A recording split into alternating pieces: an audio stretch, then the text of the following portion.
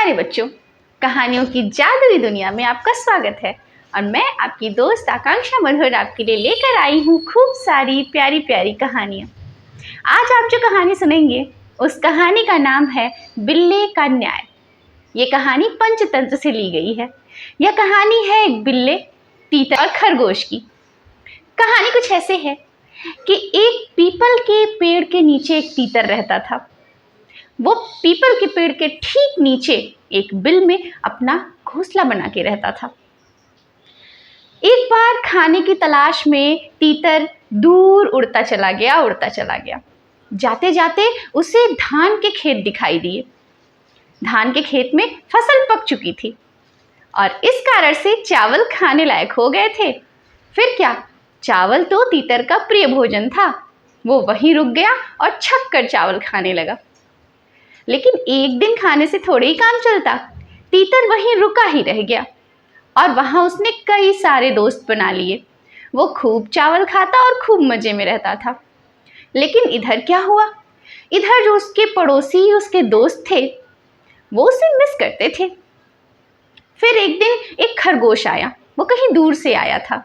उसने तीतर का घर खाली देखा तो पीपल के पेड़ के नीचे के उस बिल में खरगोश ने अपना घर बना लिया और उसमें रहने लगा। जिस तरह से तीतर ने अपने पड़ोसियों को अपना दोस्त बनाया था, वैसे ही खरगोश ने भी पड़ोसियों को अपना दोस्त बना लिया। ऐसे करके कुछ दिन बीते। लेकिन कुछ दिन बाद तीतर वापस आ गया। अब क्या हो, तीतर कहता ये मेरा घर है, खरगोश कहता ये मेरा घर है। तीतर कहता मैं पहले से यहाँ रहता था, लेकिन खरगोश कहता था कि मैं अब यहाँ रहता हूँ, ये सभी मेरे दोस्त हैं, इसलिए ये मेरा घर है। इस बात पर तीतर और खरगोश में लड़ाई हो गई। अब क्या हो, उन्होंने अपने पड़ोसियों को बुलाया। लेकिन पड़ोसी तो दोनों के दोस्त थे। वे तीतर के भी दोस्त थे और खरगोश के भी दोस्त थे। वो क्या ही कहते। तब तीतर और खरगोश ने मिलकर ये निर्णय लिया कि चलो हम किसी ऐसे व्यक्ति के पास चलते हैं जो हम दोनों का ही दोस्त ना हो। उससे हम अपनी सारी बात बताएंगे और उसे फैसला करने को कहेंगे कि ये घर किसका है।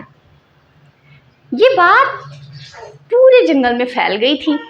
बहुत सारे जानवर इस बारे में जान चुके थे। एक बिल्ला था, वो भी इस बारे में जान चुका था। एक दिन जब बिल्ला बैठा था तभी उसने तीतर और खरगोश को आते हुए देखा। जब उसने तीतर और खरगोश को आते हुए देखा तो वो समझ गया ये दोनों जरूर न्याय के लिए एक जज ढूंढने आ रहे हैं। बस फिर क्या था, बिल्ले ने अपना दिमाग चलाया और माला लेकर जपने लगा। उसे माला जपते जब तीतर और खरगोश ने देखा, उन्होंने सोचा अरे ये बिल्ला तो भक्त लग रहा है। वैसे तो बिल्ले हमारे दुश्मन होते हैं, लेकिन ये तो पूजा पाठ कर रहा है। इससे हमें डरना चाहिए या नहीं डरना चाहिए। ये सोचते सोचते वे थोड़ा थोड़ा बिल्ले के नज़दीक जाने लगे। जब वे थोड़े नज़दीक आए तब बिल्ले ने कहा अरे डरो मत, मैं तो बूढ़ा हो चुका हूँ। मैं तो माला जपता हूँ, भगवान का भजन करता हूँ, मैं शिकार नहीं करता हूँ। अब तो मैं बूढ़ा हो चुका हूँ, मैं भला कैसे शिकार करूँगा। उसकी ये बात सुनकर तीतर और खरगोश ने सोचा सही बात है, ये तो भगवान का भजन कर रहा है, ये तो माला जप रहा है, ये हम पर हमला नहीं करेगा। चलो हम इसे सारी बात बताते हैं। ये सोचकर तीतर और खरगोश बिल्ले को अपनी बात बताने लगे। बात सुनते सुनते बिल्ले ने कहा अरे मैंने बताया ना, मैं तो बूढ़ा हो चुका हूँ। तुम लोग जरा नजदीक आकर अपनी बात कहो, तब तो मैं समझ पाऊंगा। तीतर और खरगोश थोड़ा नजदीक आए। बिल्ले ने कहा अरे मुझे नहीं सुनाई दे रहा है, थोड़ा और नजदीक आओ तब तो मैं सुन पाऊंगा। अब तक खरगोश और तीतर ये समझ चुके थे कि ये बिल्ला संत है, ये हमें नुकसान नहीं पहुंचाएगा। इसलिए निर्भय होकर तीतर और खरगोश बिल्ले के बिल्कुल नज़दीक पहुंच गए। वे अभी अपनी बात आगे बताते इससे पहले ही बिल्ले ने उन दोनों पर जोर का झपट्टा मारा और दोनों को एक ही बार में पकड़ लिया और पकड़कर उनका काम तमाम कर दिया। अब क्या, ना रहा तीतर ना रहा खरगोश, तो फिर कहाँ का न्याय?